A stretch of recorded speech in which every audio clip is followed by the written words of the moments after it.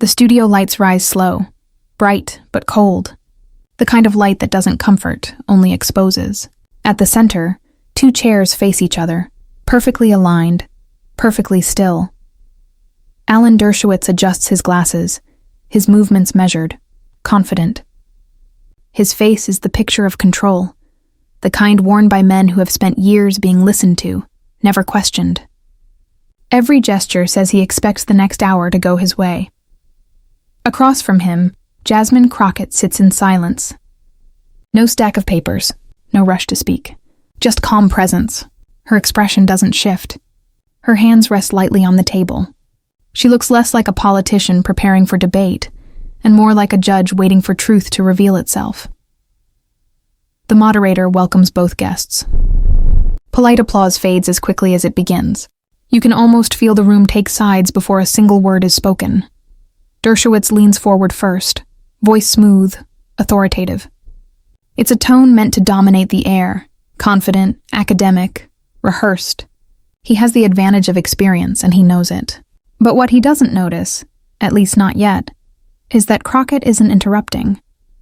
She isn't nodding or reacting or engaging. She's observing, letting him fill the silence until the silence turns on him. Her eyes follow him like a clock, every phrase measured, every overreach noted. To the untrained ear, she seems quiet, maybe even cautious. But that's the trick. Still water hides deep movement. Dershowitz finishes his first statement with a small smile, glancing toward the camera, confident he's already set the tone. Crockett meets his gaze and simply blinks once. It's not a reaction. It's an assessment. Somewhere in that quiet moment, the energy shifts. Viewers might not notice it yet, but the rhythm of control has already changed hands. The narrator's voice enters softly, like a whisper cutting through the air. He came armed with arguments, citations, and confidence. But she didn't come to argue. She came to ask one question he couldn't answer. For a split second, the future bleeds into the present. A faint memory, or maybe a warning, echoes through time. So if that's your defense, what are you defending, really? Then, everything fades to black. The first few minutes play out exactly how everyone expects. Alan Dershowitz begins with ease, confident, articulate, polished from decades of debate and television appearances. His sentences move like rehearsed music, practiced enough to sound spontaneous, heavy enough to demand attention. He isn't just talking, he's performing. Every phrase drips with certainty. He quotes law, history, moral precedent. He builds arguments like fortresses, layer upon layer, until his voice fills the space completely. It's the sound of a man who's spent his whole life being right, or at least sounding like it. The moderator nods along. The audience listens closely, and in the quiet moments between his sentences, the cameras capture Jasmine Crockett, still, observant, unflinching. She hasn't spoken yet. She doesn't interrupt. She doesn't even shift her posture. Her calm is unsettling, not passive, but predatory. Dershowitz mistakes it for hesitation. He leans forward a little more, his tone warming with the comfort of control. He starts explaining not just his point, but her perspective too. As if he's speaking for her, not to her. He believes he's framing the debate, but in truth, he's building his own cage. Crockett finally nods once, slow, deliberate. It's the first movement she's made since he started speaking, and for a moment he falters. It's small, barely noticeable, but there's a flicker in his rhythm, a half-second where his voice tightens. Then he recovers, smiles, and continues. He says her name often. Ms. Crockett, Congresswoman. You must understand. The way someone uses repetition to keep authority close. He doesn't see it yet, but every time he says her name, it loses its power. She waits, letting him run the full length of his argument. He's passionate now, animated, a little louder than before. He begins listing cases, precedents, moral justifications. He talks about fairness, the law, the Constitution. But somehow, all of it circles back to himself. Crockett's eyes narrow slightly. She sees the pattern forming, self-importance dressed as principle. Her silence sharpens. When he finishes, There's a pause long enough to make even the moderator uncomfortable. Dershowitz leans back in his chair, satisfied. He's laid out the landscape, confident he's already framed the boundaries of truth. Then Crockett finally speaks. Her voice is low, steady, and measured. Not defensive, not emotional, but grounded. "Professor Dershowitz," she says softly, "you've built quite a case for yourself." He smiles, thinking it's a compliment. "But tell me," she continues, "is this your argument? Or your defense?" The air tightens. It's the kind of question that sounds harmless, but underneath it lives an accusation. Dershowitz blinks. For the first time, his voice hesitates. He clears his throat, chuckles slightly, and tries to redirect. "Well, Congresswoman, it's not about me. It's about the principle of..." She cuts in, gently, but with precision. "No, I understand the principle.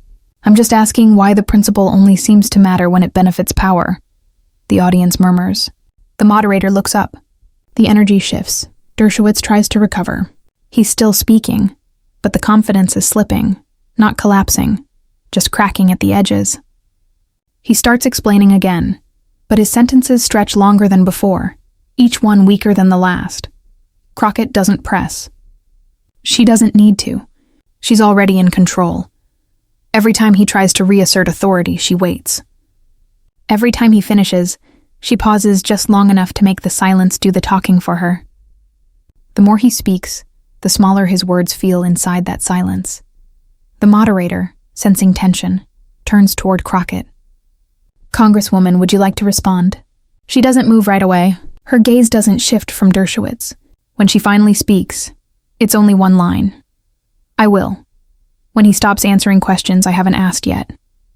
The audience reacts instantly, a low ripple of surprise and admiration.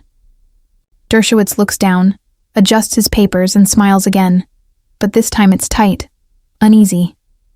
He starts a new argument, but the tone is different now, defensive, even irritated. For the first time he's reacting to her, and Crockett? She's barely moved. The power dynamic has reversed so quietly that no one noticed the exact moment it happened. 1 minute he was leading the discussion. The next, he's trying to escape it. Crockett leans forward slightly. Her tone is still calm. "I want to understand something," she says. "When you argue that justice should bend for influence, are you describing fairness, or just redefining it?" Dershowitz opens his mouth, but the words stumble. He starts, stops, then starts again, searching for footing. In that pause, that fragile, perfect pause, the entire room feels it. The control he carried in with him is gone. He looks across the table at a woman who hasn't raised her voice, hasn't rushed a single sentence, and realizes she's leading now. Not by force, but by truth. The narrator's voice returns, quiet but steady. Power doesn't shift in a shout. It shifts in a silence that someone else can't fill. Crockett leans back, allowing him to continue, knowing every new word digs the hole deeper. She's not fighting his argument anymore. She's letting it undo itself. And somewhere, in the middle of his next long sentence, the audience senses it too. The debate has already ended. It happens slowly, the kind of shift that no one notices at first. Dershowitz keeps speaking, his tone still smooth, his sentences still sharp, but something in the rhythm has changed. The confidence that once filled the air has started to echo back at him. He leans forward more now, his voice slightly louder than before, as though volume can rebuild authority. He gestures with his hands, weaving legal language and moral weight into one long monologue. He's defending, not debating, but he doesn't see it yet. Across from him, Jasmine Crockett doesn't move. She lets him talk. The more he speaks, the more space she gains. Silence is her stage, and she's letting him perform himself into a corner. The moderator tries to follow along, nodding occasionally, but even he glances toward Crockett now and then, almost waiting for her to break the rhythm. She doesn't. She's not playing his tempo. She's setting her own. The audience feels it too. Some are still charmed by Dershowitz's certainty, the way his voice seems to command knowledge. Others start noticing the small cracks, how he's repeating points, circling arguments that no longer sound as airtight as they did 10 minutes ago. Crockett tilts her head slightly. That's all it takes. He catches the movement and reacts, his voice rising half a tone. You see, Congresswoman, he begins, what you're missing here is the complexity of constitutional reasoning. It's not as simple as right or wrong. She smiles faintly. Not a grin, not even amusement, just recognition. And when she finally speaks, her words cut through his like a clean blade through fog. I'm not missing the complexity. Alan, I'm just wondering why you need it to avoid the simplicity. A hush falls. It's not confrontation. It's exposure. Dershowitz blinks, then chuckles softly, trying to deflect with charm. That's a clever line, but legal theory doesn't work in sound bites. Crockett doesn't blink. Neither does truth, but it survives them. The crowd shifts, small ripples of reaction moving through the room. Dershowitz hears it. He tightens his posture, straightens his tie, and leans in again, trying to reassert dominance. He interrupts the moderator before the next question can be asked. He pivots the topic, redefining terms, reciting precedent after precedent. It's impressive, at least on the surface, but it's also frantic. Crockett waits again, allowing the silence after his last sentence to stretch just a little longer than comfort allows. When she answers, her voice is soft, patient, the kind of tone people use when they already know they've won. You've mentioned precedent 4 times, she says, but not once have you mentioned accountability. He frowns slightly. Accountability is implied in the law itself. She tilts her head again. Then why does it disappear when power's involved? The question lands heavier than anything before it. He opens his mouth, but the sentence never fully forms. His eyes shift down to his notes, as if the answer might be hiding between the lines. She doesn't press. She lets the silence work for her again. This time it's not just quiet, it's recognition. Everyone in the room feels it. The narrator's voice slips in, steady and observant. He interrupted her 5 times, each one shorter than the last. Because interruption only works when confidence still exists. Dershowitz clears his throat. You're misinterpreting my point, Congresswoman. I'm not defending power, I'm defending process. Process, she repeats softly. That's an interesting word for protection. He starts to respond, but something in her tone stops him. It isn't loud or confrontational. It's surgical. A kind of calm that can't be debated, only endured. And then, she leans in just slightly, her voice still steady. You've spent your career explaining the law to people who've already broken it. But tonight, I'm asking you something different. When the system protects the powerful, who defends the people it leaves behind? The room stills again. It's not an attack. It's a demand for honesty. Dershowitz takes a deep breath. That's not a fair framing. Neither is injustice, she replies. He opens his mouth again, but this time there's nothing left to say. The moderator looks between them, unsure whether to intervene or let the silence speak for itself. He chooses silence, and in that stillness, something undeniable becomes clear. The crowd isn't watching a debate anymore. They're watching a transformation. The once commanding professor now sits smaller in his chair. The Congresswoman, still calm, has become the gravity in the room. Dershowitz shifts in his seat, forcing a polite smile, but the performance is fading. He's not steering anymore, and he's stalling. Crockett senses it. Her gaze doesn't waver. Her words come softer now, almost gentle. You don't have to raise your voice to make your point, she says. He looks up, slightly startled by the softness of it. Sometimes, she continues, clarity does more damage than volume ever could. He nods, pretending to agree. But he knows, the damage is already done. The narrator's voice returns, closing the moment with quiet certainty. He came to prove her wrong. Instead, he proved her right, and the more he spoke, the clearer her silence became. The camera lingers on their faces, one steady, one unsettled. The audience feels the pattern forming, the repetition, the rising voice, the quiet replies, the balance of power slowly tilting toward truth. And somewhere, beneath the lights and applause, Alan Dershowitz finally realizes he isn't debating anymore. He's being studied.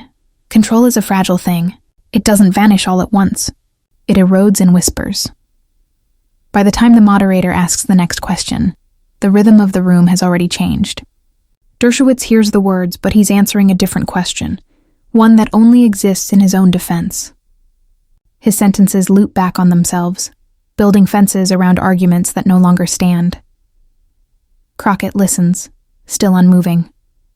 Every time he tries to reclaim the stage, her silence waits for him like a mirror, and the longer he speaks, the smaller his voice sounds against it.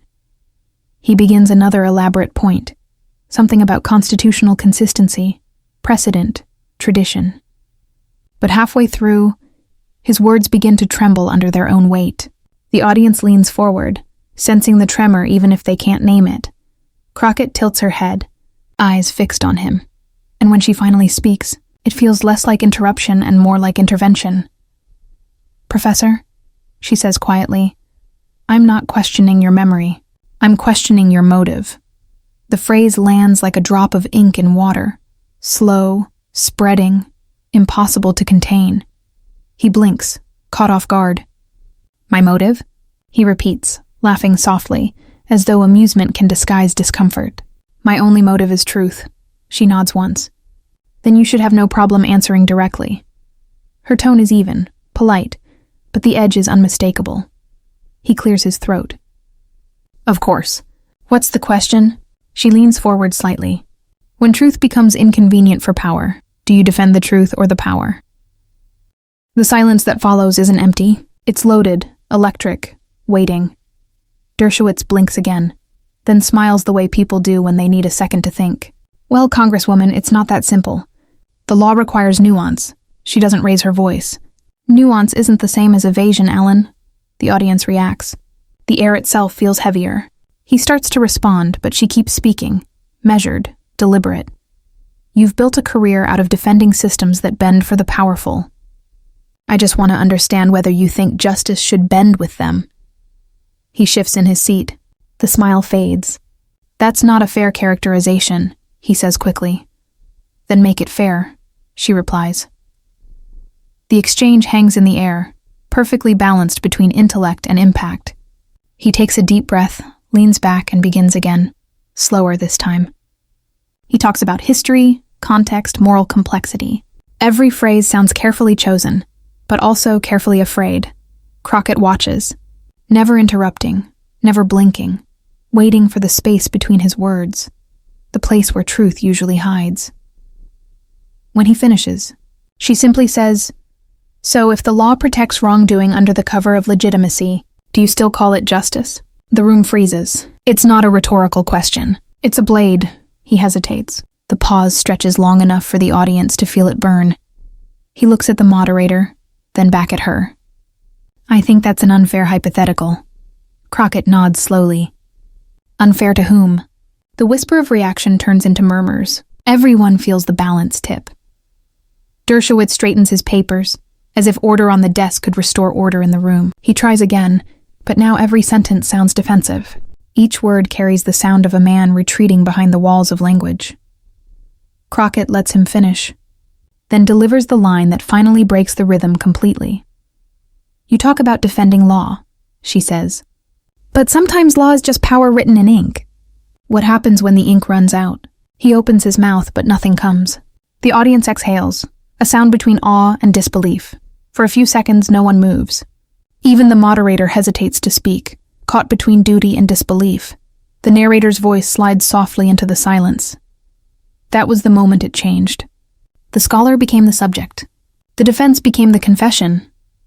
Dershowitz clears his throat again, but now the sound betrays nerves. He laughs under his breath, searching for charm. "You're a tough interviewer, Congresswoman." Crockett shakes her head. "No, I'm just not impressed by practiced certainty." The crowd reacts again, louder this time. The applause is brief, but it lands like punctuation. He tries to speak over it, but the words blur together, losing their sharpness. Every syllable feels like a step backward, and then for the first time he stops mid-sentence, realizing she isn't going to interrupt him. She doesn't need to, because now, the silence belongs to her. The narrator returns, calm and clear. Power thinks it ends the conversation by speaking last. But sometimes the conversation ends because someone else has already said everything that needed to be heard. Crockett leans back, folding her hands gently, eyes steady on the man across from her. She doesn't look triumphant. She looks resolved. Her calm isn't victory, it's verification. Across the table, Dershowitz finally looks down. He adjusts his notes, but there's nothing left to adjust. The shape of the debate has changed, and so has he. The moment lingers, long, deliberate, unspoken. Then the lights seem to dim around them. Not literally, but perceptibly. It's what happens when a truth too heavy to ignore settles into the air. The narrator's final line for the segment lands like quiet thunder. The shift didn't come with noise. It came with a question that couldn't be escaped. Fate on Crockett's face, calm, unshaken, patient. The turning point has arrived. There's a strange stillness in the room, the kind that only comes after truth brushes too close for comfort. The applause fades. The lights seem harsher now, less flattering. Alan Dershowitz clears his throat again, but it sounds different this time, uncertain. He looks toward the moderator as if waiting for rescue. None comes. This is no longer a debate. It's an autopsy, and the body on the table is his own argument. Crockett hasn't moved. Her hands remain folded. Her breathing is steady. Every inch of her composure is deliberate, the kind of calm that unnerves people used to commanding the floor. When she finally speaks, her tone is low, even, but it cuts through the air like glass. "You've spent decades defending powerful men," she says, "and every time you say the same thing, that everyone deserves a defense." He nods quickly, seizing the chance to recover. "Of course, that's the cornerstone of justice." She tilts her head. "Justice. That word you use like a shield," he blinks. "Excuse me?" She leans forward slightly. "Tell me something, Professor. When the system protects the powerful from accountability and punishes the powerless for surviving, is that still justice?" The question hangs suspended. The audience stops breathing. Even the hum of the studio equipment feels like it's listening. Dershowitz opens his mouth, then closes it. He looks down at his notes, searching for something that isn't there. Finally he starts, "Well, that's a political framing. Justice doesn't discriminate, it—" Crockett interrupts, her voice soft but surgical. "No, justice doesn't discriminate. But people do, and people write the laws. So whose justice are we actually defending?" The silence returns, heavier this time. It's the silence that follows realization, the silence that reveals what words tried to hide. He laughs. Not from humor, but from nerves. "Congresswoman, I've spent my life upholding the law." Crockett nods slowly. "Yes, you have. But have you ever asked yourself who the law was written to uphold?" The moderator glances between them, uncertain whether to intervene. But no one moves. No one dares break the moment. Dershowitz exhales, a little too loudly. "This is turning into philosophy." "Philosophy," she replies, "is what people call it when truth gets uncomfortable." He shifts again, adjusts his tie. His confidence, once solid, now brittle. He tries to laugh it off. "You're very clever, Congresswoman." Crockett shakes her head gently. "Cleverness is for people trying to win arguments. I'm just asking questions." Her voice doesn't rise. It doesn't need to. The weight is in the calm. And in that calm, she presses further. "You once said that defending the guilty was essential to preserving the rights of the innocent." "Yes," he says immediately, grateful for familiar ground. "Exactly. That's the essence of fairness." She pauses, lets him breathe for a second, then asks, "So when the guilty are powerful and the innocent are forgotten, who exactly are you preserving?" The line hits like thunder with no lightning, just impact. He doesn't speak. He blinks once, twice. His lips part, but there's no sound. The moderator looks down. The crew holds their breath. Every person in the room feels the moment lock into history. Crockett doesn't push. She lets the silence speak for her. The camera catches it all. The quiet unraveling of certainty. Dershowitz swallows hard, forcing composure. "You're oversimplifying complex realities," she nods. "That's what complex realities sound like when truth gets close enough to name them." A ripple moves through the audience. Not applause. Not noise. Just the sound of people realizing they've witnessed something rare. He tries one last time, his voice softer now. You have to understand, I've always stood on principle. Crockett meets his eyes. Then maybe it's time to ask whether your principles still stand on you. It's not an insult. It's an incision. There's no malice in her tone, just precision. The kind of precision that doesn't seek to humiliate, only to reveal. He sighs. A long, tired sound. You're not trying to debate me. No, she says. I'm trying to remind you that defense isn't the same as denial. He looks at her for a long time, something flickering behind his eyes. Maybe frustration, maybe respect. When he finally speaks, his voice is quiet. You're very good at this. Crockett gives the faintest smile. I don't need to be good at it. I just need to be honest. That line lands heavier than any argument could. The narrator's voice slides softly over the moment. She didn't shout. She didn't dominate. She didn't need to. Because truth, once spoken without fear, doesn't compete. It concludes. The camera holds on Dershowitz. For once, there's no counterpoint, no clever pivot, no polished defense, only the reflection of a man who realizes he's standing on ground that no longer supports him. Crockett leans back, almost gently, like the storm has already passed. She looks at him, not as an opponent, but as evidence, and with the same measured tone she adds, I don't silence people, Professor. I just give them enough room to hear themselves. He doesn't respond. He can't. The conversation is over, even if the show isn't. The narrator returns, his voice now low, reflective. She didn't win by force. She won by presence, because in a world of constant noise, calm conviction is louder than any argument. The lights seem warmer now. Not on her, but because of her. The audience begins to applaud, hesitant at first, then steady. Crockett doesn't bask in it. She simply nods once, the kind of gesture that ends something larger than a segment. And as the applause swells, the camera captures her final expression, composed, serene, quietly certain. Then the narrator closes with the final words that echo beyond the screen. He built his defense on words. She built her question on truth. And in that moment, the truth didn't just speak, it silenced. Some answers don't need to be spoken. They just need to stop running.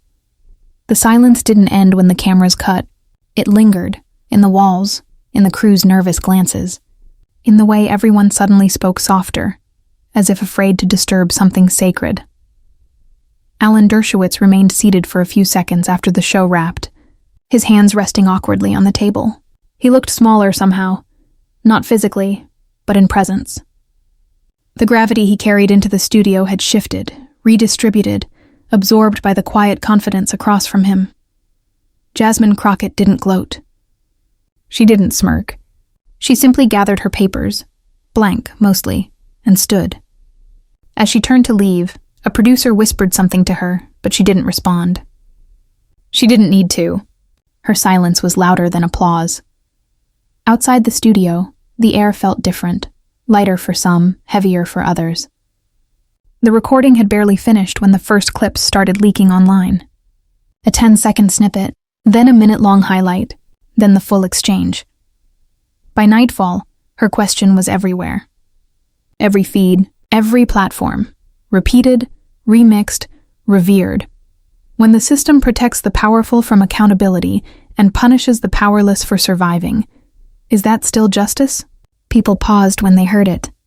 Some replayed it 3 times, trying to process the precision, the weight, the calm with which it was delivered. Others argued over it in the comments. Political analysts, lawyers, students, activists, ordinary viewers who'd stumbled onto something that felt more like revelation than rhetoric. But there was one common thread in every discussion. She hadn't shouted. She hadn't humiliated. She had simply asked, and the question refused to die. By morning, headlines appeared. Crockett's question leaves Dershowitz, speechless. The moment truth outweighed experience. When calm became a weapon, clips from the interview aired across Networks, each one ending the same way. Dershowitz, silent, blinking under the weight of a truth he couldn't sidestep. Political commentators tried to spin it. Some called it a brilliant rhetorical trap. Others dismissed it as performative moralism. But for millions watching, it wasn't politics. It was clarity. It was watching certainty crumble under the simplest form of power, a question that needed no answer. Meanwhile, in a small cafe across town, 2 law students sat with laptops open, replaying the moment for the 5th time. "She didn't argue with him," one said. The other nodded. "She didn't have to. She just changed the question." In living rooms and classrooms, on podcasts and panels, the conversation spread. Not about who won, but about why it mattered. The narrator's voice returns, calm but charged. Sometimes the aftermath isn't an explosion. It's an echo, spreading further, growing louder, long after the noise has stopped. By the end of the week, the clip had surpassed 50 million views. Late-night hosts dissected it. Columnists quoted it. Even those who disagreed couldn't ignore it. Because beneath the politics, beneath the talking points, something universal had surfaced. A quiet reminder that truth doesn't always roar. Sometimes it whispers until the world goes still enough to hear it. Dershowitz appeared days later on another network, trying to explain, to clarify, to regain control of the narrative. But every explanation sounded like justification. Every justification sounded smaller next to the silence she left him in. He called the moment unfair. He said she weaponized morality. But even as he spoke, the audience seemed to sense it, that he was trying to rebuild something already dismantled. Crockett, meanwhile, said nothing. No follow-up interviews, no victory lap, no viral tweet. She didn't need to explain the moment. The moment had explained itself. In one quiet exchange, she'd shifted the rhythm of how people thought about power, not by overpowering it, but by revealing its fragility. The narrator continues. Power depends on being heard, but real strength is found in being understood. She didn't demand attention. She commanded silence. And silence obeyed. At a university forum the following week, a student asked Dershowitz about the exchange. He smiled tightly and said, "It was a clever question." But his tone carried the weight of defeat. Because he knew, cleverness wasn't what silenced him. Conviction was. Back in her office, days later, Crockett watched the replay once. Only once. When her aide asked how she felt, she shrugged lightly. "It wasn't about him," she said. "It was about the question," the aide nodded. "You think he ever answers it?" She smiled faintly. "He already did." Outside the window, the city moved as it always did, loud, distracted, spinning on the axis of argument and opinion. But for those who'd seen the exchange, something subtle had shifted. They began asking their own versions of the question, in courtrooms, classrooms, conversations. That's how echoes work. They don't fade, they multiply. The narrator's final monologue fades in over a soft hum. Some debates end in applause. Others end in awareness. What she did that night wasn't an argument, it was a recalibration. A reminder that truth doesn't belong to those who speak the loudest, but to those who refuse to let silence be mistaken for surrender. The camera fades back in. Archival shots of the interview playing in slow motion. Crockett's calm eyes. Dershowitz's uncertain smile. Then, her line, subtitled in white against the darkened frame. Whose justice are we actually defending? The music swells, not triumphant, but steady, measured, purposeful. The narrator closes, and in a world drowning in noise, she didn't shout to be heard. She asked to be remembered. It began as a moment. Just one question, one silence, one unguarded second of truth. But moments have a way of growing when they strike the right nerve, and this one didn't fade. It multiplied. In the days that followed, the clip left the screens and entered the streets. Posters, podcasts, classroom debates, dinner tables, all echoing the same line.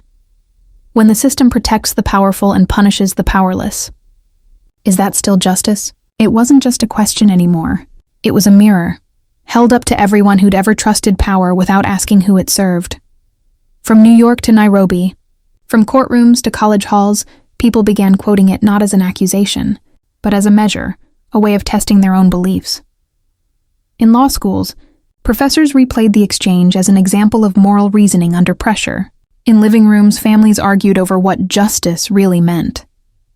And in quiet corners of power, a few people who'd built careers on complexity began to fear simplicity. The narrator's voice enters, softer now, reflective. She didn't rewrite the law that night. She just reminded the world that law without conscience is only order, not justice. Alan Dershowitz eventually moved on to other interviews, other arguments, other stages. But no matter where he went, that moment followed him. The question waited in every conversation, silent but present, like a ghost of accountability. And Jasmine Crockett, she never mentioned it again. She didn't have to. Her words had already detached from her voice, living their own life out in the world. Weeks later, a journalist asked her what it felt like to win that exchange. She smiled and said quietly, "I wasn't trying to win. I was trying to wake something up." That was the difference. She hadn't spoken for the cameras, or the crowd, or even the man across from her. She had spoken for the silence that justice leaves behind when it forgets who it's meant to protect. The narrator closes with a final reflection. Calm, timeless. Every era has its argument. Every truth has its test. But once in a while, one question cuts through everything we pretend not to see. And when it does, the world doesn't answer. It listens, and one final caption appears. White text on silence, the question still echoes.